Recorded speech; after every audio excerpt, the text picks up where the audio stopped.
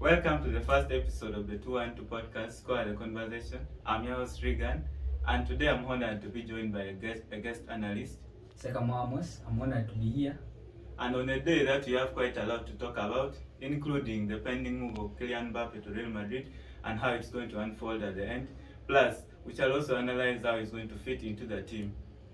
And then we conclude the show by analyzing the title race and the top four in the English Premier League in general. So Amos, to get right into it, how do you see Mbappe faring at Madrid, and do you think the transfer will materialize? To me, it is a good move because it's on free agency, but on the financial bit of it, Madrid are going to put in a lot financially because he's going to cost them on the sign-on fees. They're going to be around 150 million euros, and that's a lot for a club like Madrid. But Javier Tebas, the chairman of the Spanish La Liga, said Madrid are in a good financial position. So on the financial bit, it may also cost them, but not at that much. But then we talk about the player, man management. How is he going to fare? Okay. He has a play style similar to that of Vinicius. You see them hanging around the right flank, that left flank, and then coming in to tack in the balls, and then it's somehow similar to Vinicius. And I don't know how it's going to be, how they are going to be put, because as a centre forward, I don't see him play as that centre forward, and I see it would have been a better move for Haaland, because Haaland is naturally fit for that. Then you have the supply from Rodrigo, you have the supply from Vinicius, but then in that right hand half space, it's where Vinicius flourishes, and that's where Mbappe also flourishes. Then I don't know, it's a very big task for Carlo Ancelotti, and it's also a big task for the players. How are they going to manage themselves? How would you see it, Regan? Okay, it's quite interesting because if you look at Mbappe and the way he has been playing at PSG of recent, he has been playing more of a centre forward, because in the last few games he has been scoring a lot of goals in that position. So I think it's going to fit in more of like a number 9 to the team, because I read some article from a Spanish football expert, Ivan Fuente, and he also shared the same opinion, and he was like, Mbappe is going to fit in as more of a number 9 in Madrid.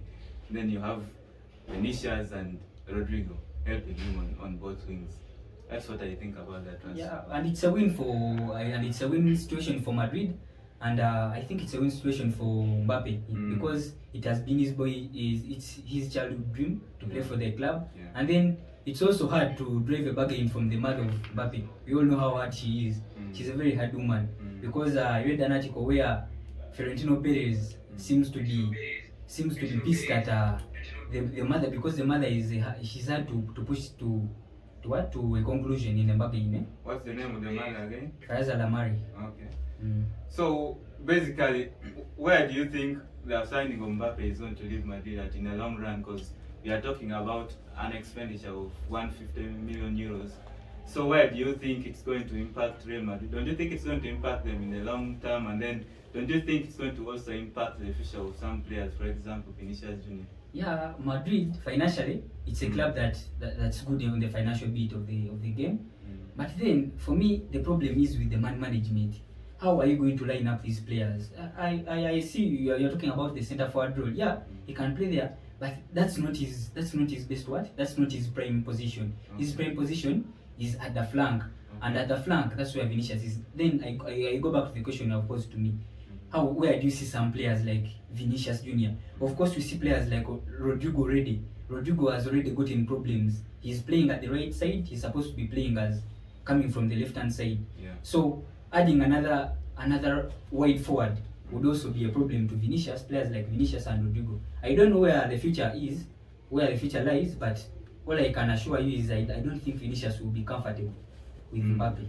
Okay. So in terms of the salary, we are expecting Mbappe to sign a 5-year contract at Madrid, where he will be earning around 30 million euros per year or per season. So like Amos, what do you think about the salary cap of like, don't you think like in terms, okay, like there are players who are obviously going to leave. Toni Kroos might leave, Luka Modric might leave. So in terms of the expenditure in that side of the salary, I think Real Madrid will be suited with the departure of Toni Kroos and Luka Modric. I think they will leave enough space for Mbappe to come in and Of course, for the side of the wage cap, of course, because you are losing two veterans who have been at a higher wage, and perhaps the termination of Eden Hazard may have been a perfect. He's filling in the slot of Eden Hazard in terms of the wage cap, because Eden Hazard was earning around 500,000 a week. Okay.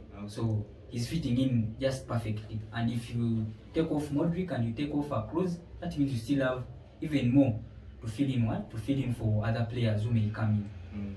So it's quite an intriguing conversation, especially based on the fact that we are talking about a superstar in Kylian Mbappe. So hopefully we get the confirmation of the transfer within the few coming months, because I don't think the transfer will materialize. Like, it will not be an easy deal to do, though we are hearing speculations of the deal almost being done. So tell us how you think, what you think about the deal in our comment section on YouTube at 212 Podcast, and let us know where you think Mbappe is likely to fit in the Madrid 11.